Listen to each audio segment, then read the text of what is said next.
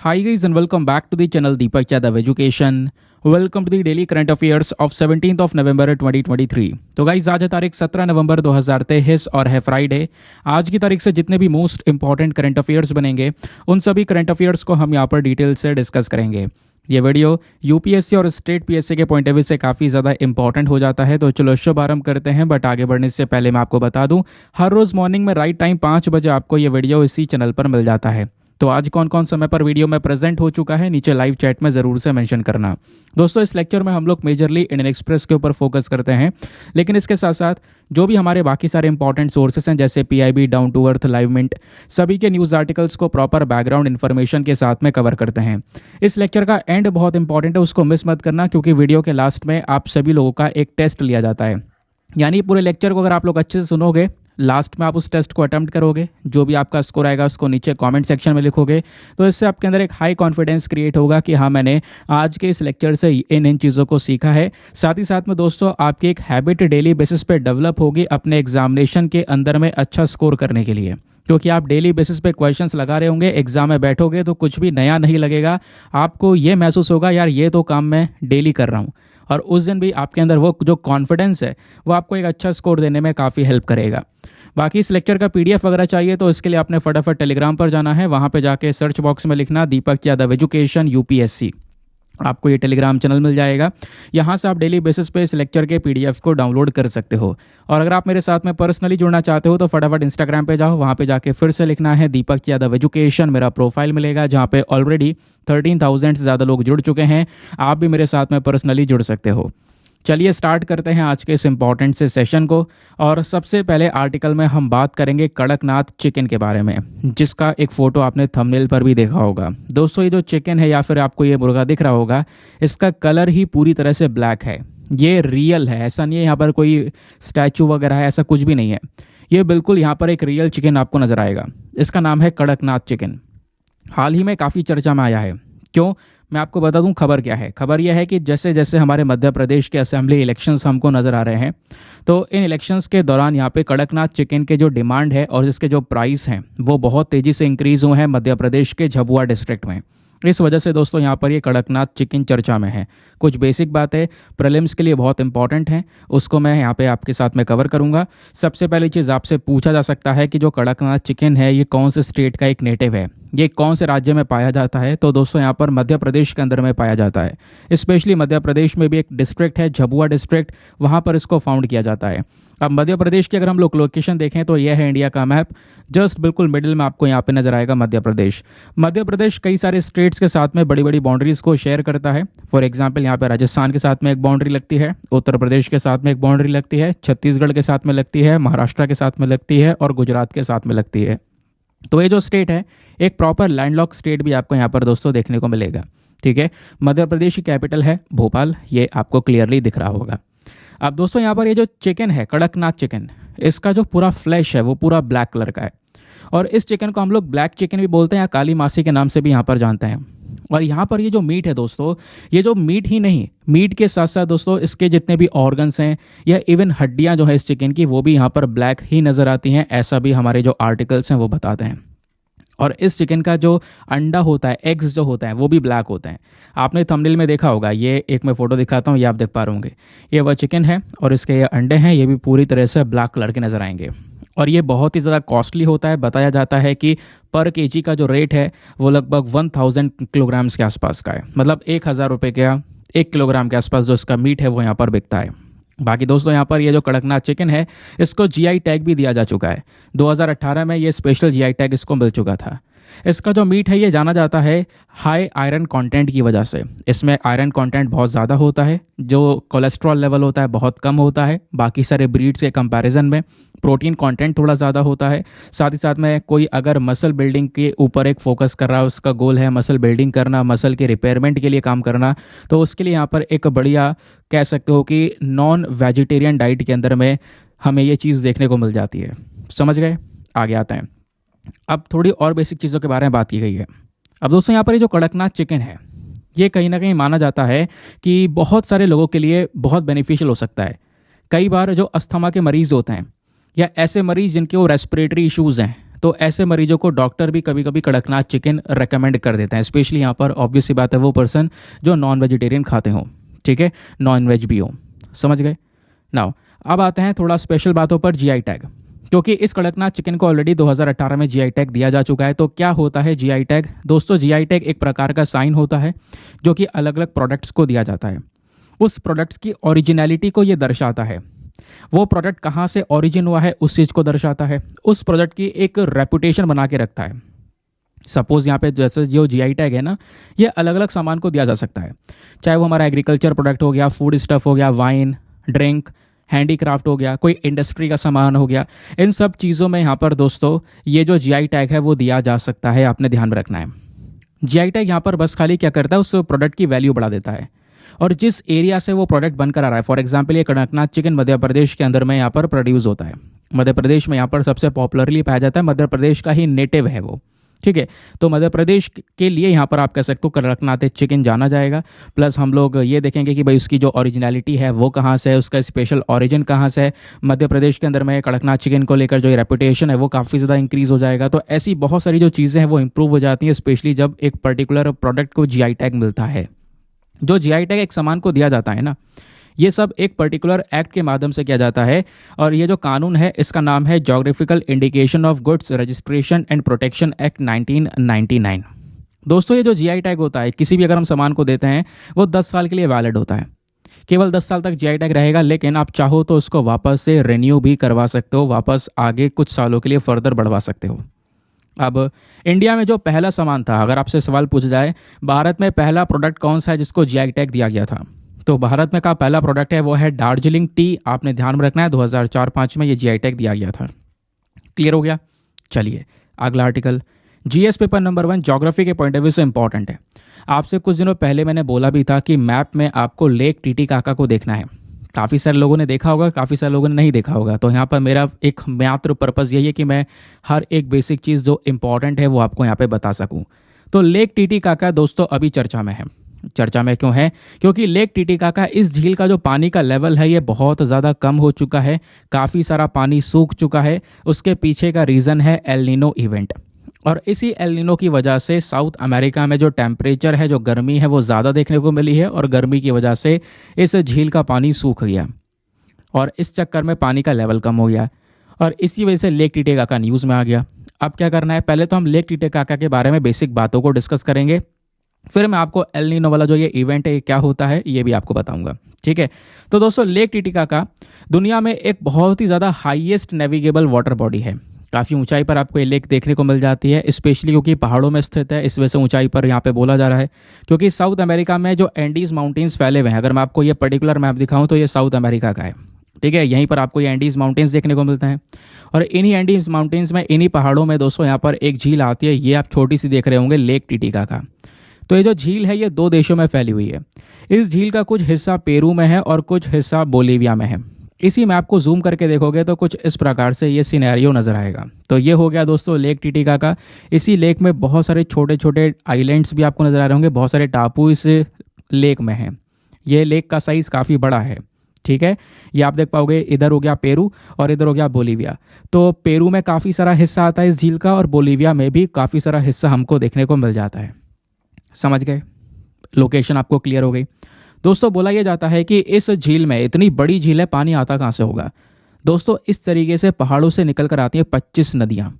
वो 25 नदियों से सीधा पानी इसी झील में इकट्ठा होता है, इसी झील में खाली होता चले जाता है। वो नदियों का पानी सीधा इस झील में आकर गिरता है। समझ गए? और लगभग 41 कितने 41 छोटे छोटे आइलैंड आपको देखने को मिल जाते हैं इस छोटे से झील में। तो ये झील आप समझ रहे होंगे, जब इतने सारे आइलैंड्स है, इतना कुछ है इसमें, तो साइज़ ऑब्वियस सी बात है इसका बड़ा होगा। जब बात करते हैं लेक टीटीकाका की तो इसको रामसर साइट की लिस्ट में भी कवर किया गया है, ठीक है। जो एक इंटरनेशनल इंपॉर्टेंस है दोस्तों, वो महत्व भी यहाँ पर इस झील को दिया गया है। लेकिन अभी क्या हो रहा है, ये झील एल नीनो की वजह से सफ़र कर रही है। तो एल नीनो और लानिना क्या होता है, आओ फटाफट यहाँ पर ये डिस्कस कर लेते हैं। दोस्तों जो हमारा मौसम होता है ना, जो वेदर होता है, वेदर में जो बदलाव होते हैं, है ना, उन्हीं में यहाँ पर एक फेनोमेनन आता है एल नीनो और दूसरा आता है लानिना। क्या होता है मैं आपको समझाता हूँ। ये वाला जो फोटो है ये लानिना को दर्शाता है दोस्तों, ठीक है। पहले हम लानिना समझेंगे फिर एल नीनो समझेंगे। लानिना में दोस्तों क्या होता है, ये आप देख पाओगे कि जो हमारे समुद्र में स्पेशली पैसिफिक ओशन में जो पानी है, तो जो पानी है ना, यहाँ पर ना हमारे इंडिया की साइड पे फॉर एग्जांपल आप देख पा रहे होंगे, ये इंडिया है, ये एशिया हो गया। इधर भारत की साइड में जो ये पानी है ये गर्म हो जाता है, और इधर की साइड में जो ये पानी है ये ठंडा हो जाता है। और आपको पता है समुद्र में जिधर पानी गर्म होगा उधर बारिश ज़्यादा होगी, क्योंकि इवेपोरेशन होगा, कंडेंसेशन होगा, बादल बनेंगे और बारिश यहाँ पर होती हुई नजर आएगी। तो हमारे इधर की साइड में बारिश हो जाती है, यानी पानी गर्म होता है तो इधर बारिश होती है, और इधर ठंडा होता है यानी कि इधर सूखा पड़ जाता है। इसको बोलते हैं ला नीना, ठीक है। और एक आता है यहाँ पर एल नीनो। एल नीनो में ये काम उल्टा हो जाता है। एल नीनो में यही गर्म पानी दोस्तों फ्लो होकर इधर पहुंच जाता है, इधर का पानी गर्म हो जाता है और इधर ठंडा हो जाता है। इधर ठंडा पानी होने की वजह से इधर सूखा पड़ने लगता है, और इधर गर्म पानी होने की वजह से इधर बारिश होने लगती है। तो ये जो एल नीनो की कंडीशन है ये अब की बार बहुत ही ज़्यादा बेकार रही है दोस्तों इधर साउथ अमेरिका की साइड में, ठीक है। ज़्यादा बढ़िया कंडीशन नहीं रही है, वॉरजन सिचुएशन रही है, जिसकी वजह से यहाँ पर आज के समय पर काफ़ी ज़्यादा सूखा देखने को मिला है, ज़्यादा बारिश नहीं नजर आई है, जिसके चक्कर में जो लेक टिटिकाका है उसका पानी का लेवल भी काफ़ी ज़्यादा डाउन हो चुका है। ये बहुत सिंपल सी चीज़ थी जो कि लगातार न्यूज़ में रहती है, वो मैंने आपको बता दिया। आगे आते हैं। आगे बढ़ने से पहले यार मेक श्योर करना वीडियो पे जो लाइक का बटन है उसको प्रेस कर देना। एक छोटा सा टारगेट होता है डेली बेसिस पर 2000 लाइक्स का। प्लीज़ दोस्तों आप लोग यहाँ पर इतना तो सपोर्ट कर ही सकते हो। यहाँ पे बात करें हम लोग नेशनल एजुकेशन पॉलिसी 2023 के बारे में। अगेन एक बहुत इंपॉर्टेंट आर्टिकल। तो नेशनल एजुकेशन पॉलिसी डे को हम लोग हर साल सेलिब्रेट करते हैं 11 नवंबर को। तो अभी 11 नवंबर निकल चुकी है, हमने नेशनल एजुकेशन डे सेलिब्रेट किया। इस दिन को हम इसलिए भी सेलिब्रेट करते हैं ताकि जो मौलाना अब्दुल कलाम जी थे इनकी बर्थ एनिवर्सरी को मनाया जा सके। आपको पता होगा मौलाना अब्दुल कलाम आज़ाद कौन थे? ये भारत के पहले एजुकेशन मिनिस्टर, शिक्षा मंत्री थे, ठीक है। तो जब बात करते हैं नेशनल एजुकेशन डे की कुछ फैक्चुअल इन्फॉर्मेशन की, तो हर साल 11 नवंबर को ये दिन सेलिब्रेट किया जाता है। 2008 से लगातार सेलिब्रेट कर रहे हैं, और इस दिन मौलाना अब्दुल कलाम जी का जो बर्थ एनिवर्सरी है वो भी मनाया जाता है। ये भारत के पहले एजुकेशन मिनिस्टर थे, जैसे मैंने आपको बताया। अब दोस्तों इस दिन का इंपॉर्टेंस क्या है? नेशनल एजुकेशन डे का इंपॉर्टेंस या फिर इसको सेलिब्रेट करने की ज़रूरत यह है, इससे हम लोग यहाँ पर जो शिक्षा है उसका क्या महत्व होता है, इसका क्या पॉजिटिव इम्पैक्ट पड़ता है हमारे देश के पूरे डेवलपमेंट के ऊपर में, एक इंसान की वेलबींग के ऊपर में, इस चीज़ का हम विस्तार करते हैं, इसको आगे बढ़ाने की कोशिश करते हैं, ठीक है। एक एजुकेशन की इंपॉर्टेंस को यहाँ पर दर्शाया जाता है। और अब की बार जो ये नेशनल एजुकेशन डे 2023 इसका थीम क्या है, इसका विषय क्या है? तो इसका विषय है एम्ब्रेसिंग इनोवेशन। तो आपने जो ये विषय होता है ना वो सीधा सीधा रटना होता है, यहाँ पे कोई चीज़ अलग नहीं लिखनी होगी, एज इट इज़ यही छापना होगा अगर आपसे कोई भी थीम पूछा जाएगा तो। अब मौलाना अब्दुल कलाम आज़ाद जी के बारे में कुछ इंपॉर्टेंट फैक्ट्स हैं, कुछ तथ्य हैं जिसको हम जानेंगे, specially GS paper 1 number 1 history के पॉइंट ऑफ व्यू से। मौलाना अब्दुल कलाम आज़ाद जिनका जन्म होता है 11 नवंबर 1888 में, ये स्कॉलर, एजुकेशनिस्ट थे, फ्रीडम फाइटर थे, सीनियर लीडर भी थे इंडियन नेशनल कांग्रेस के। ये पहले पर्सन बने, यंगेस्ट पर्सन बने जिन्होंने यहाँ पर इंडियन नेशनल कांग्रेस में एज अ प्रेसिडेंट के तौर पर सर्व किया 1923 में। उस समय पर इनकी उम्र 35 साल हुआ करती थी। साथ ही साथ में एक बहुत बड़े सपोर्टर भी थे ये गांधी जी के अलग अलग मूवमेंट के। फॉर एग्जांपल गांधी जी का एक मूवमेंट था non violent civil disobedience movement, तो इस मूवमेंट के काफ़ी बड़े समर्थक भी यहाँ पर ये देखने को मिले। साथ ही साथ में ये पहले एजुकेशन मिनिस्टर बने एक हमारे इंडिपेंडेंट इंडिया के, और इन्होंने यहाँ पर भारत का जब देश आज़ाद हुआ था 1947 में, तो 1947 से लेकर 1958 तक यहाँ पर ये भारत में शिक्षा मंत्री बने हुए थे।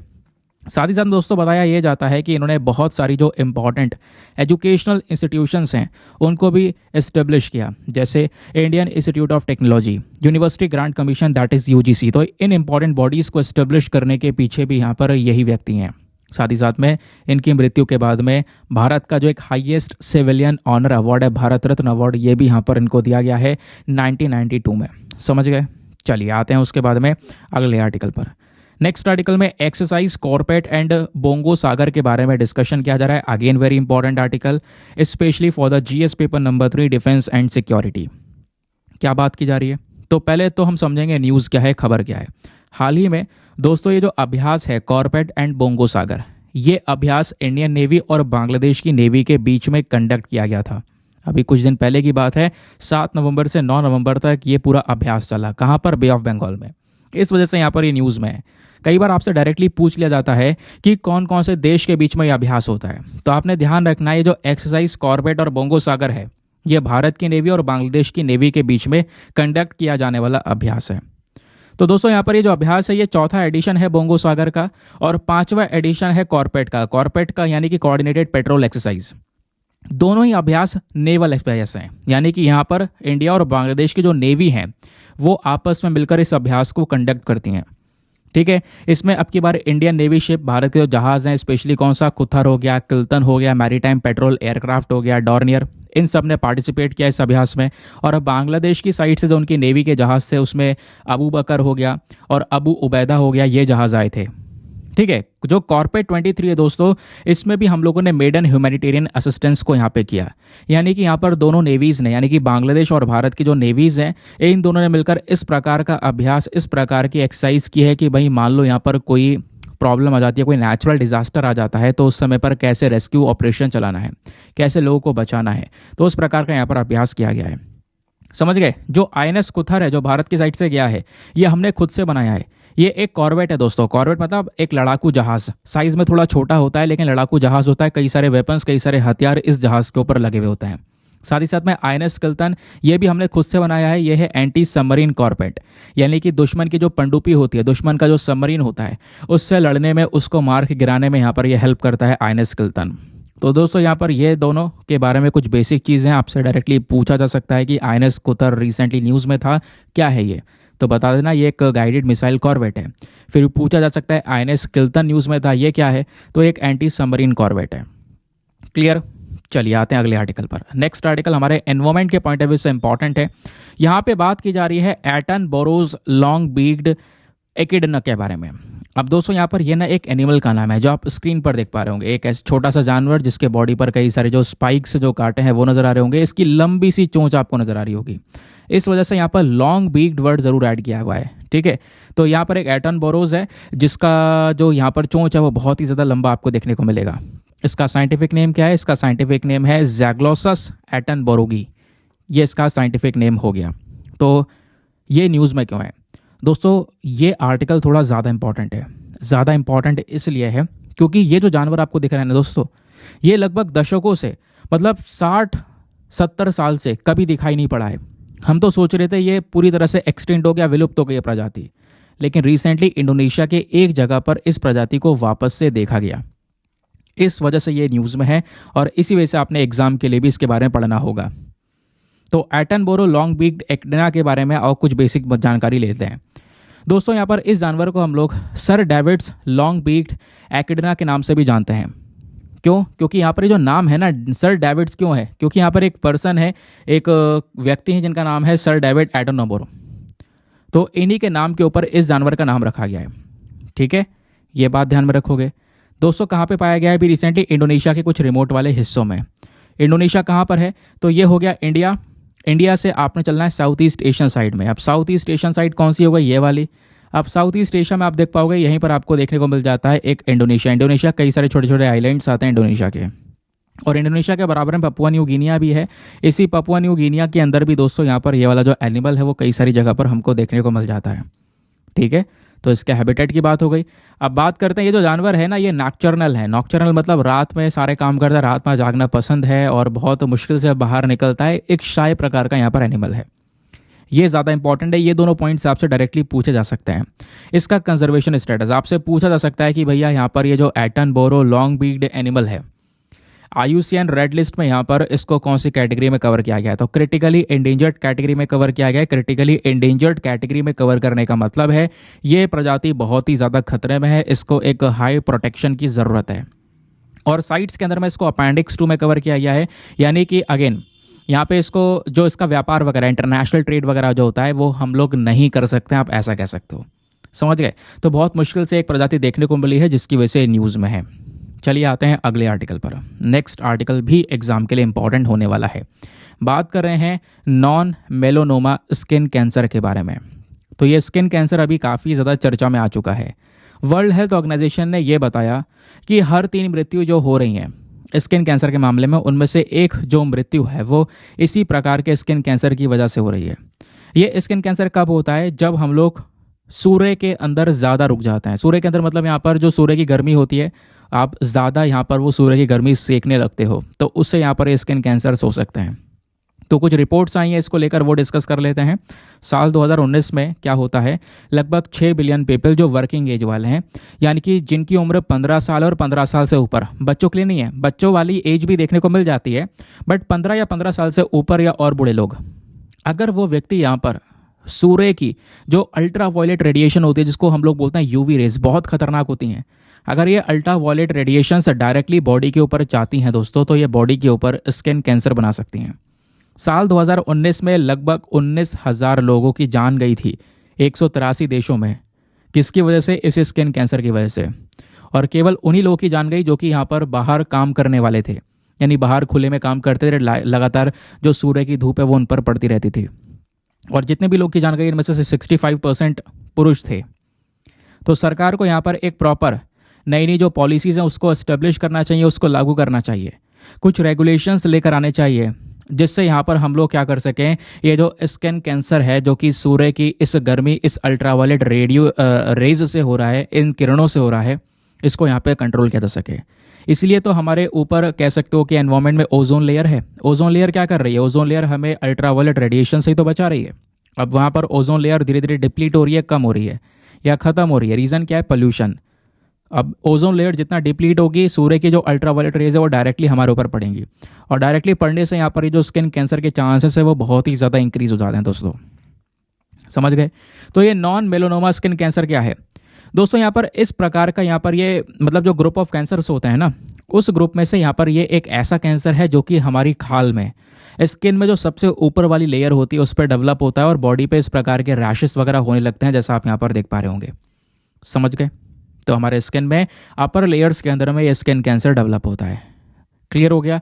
और इसका मेन रीज़न क्या है? अल्ट्रावायलेट लाइट जो कि डायरेक्टली सन से आ रही है। और ये जो बीमारी है ज़्यादातर बूढ़े लोगों में देखने को मिल जाएगी, या नौजवान लोगों में देखने को मिल जाएगी, किसी को भी हो सकती है। इसके सिम्टम्स क्या है, लक्षण क्या है? लक्षण में अगर आप देखोगे तो बॉडी के ऊपर में कई सारे एरियाज में जो सूर्य की गर्मी है इसकी वजह से यहाँ पर आप कह सकते हो बहुत सारे छत्ते देखने को मिल जाते हैं, ब्लैक कलर के पैचेस देखने को मिल जाते हैं। और खासकर यहाँ पर ये ऐसे बॉडी पार्ट पर होता है जो सूर्य के ज़्यादा कांटेक्ट में, फॉर एग्जांपल यहाँ पर हमारा सर हो गया, चेहरा हो गया, कान हो गए, गर्दन हो गई, शोल्डर्स हो गए, तो ये ज़्यादा यहाँ पे सूर्य के कांटेक्ट में होते हैं। तो इनमें ज़्यादातर हमको ये स्किन कैंसर देखने को मिल सकते हैं। अब एट द लास्ट सवाल यह है कि इसका ट्रीटमेंट क्या हो सकता है, इसका उपाय क्या हो सकता है? सर्जरी इसका मेन ट्रीटमेंट है। अगर हमें इस स्किन कैंसर से बचना है दोस्तों, तो इसके लिए सर्जरी या रेडियोथेरेपी हो सकती है, कुछ पर्टिकुलर मेडिसिन हो सकती हैं, या कीमोथेरेपी भी यहाँ पर कभी कभी यूज़ की जा सकती है इस पर्टिकुलर बीमारी से लड़ने के लिए। आई होप आपको बढ़िया तरीके से पूरे के पूरे आर्टिकल्स की जो क्लैरिटी है वो मिल चुकी है। नाउ वो तो अभी चेक करेंगे क्लैरिटी मिली है या नहीं मिली है। तो दोस्तों स्टार्ट करते हैं आज के हम लोग अपने प्रीलिम्स रैपिड फायर के क्वेश्चंस को। आपका टेस्ट शुरू हो रहा है। अगर आपने पूरे कंसंट्रेशन के साथ में अच्छे से सुना है तो दोस्तों यहाँ पे आप लोग सभी क्वेश्चंस को बढ़िया से अटेम्प्ट कर सकते हो।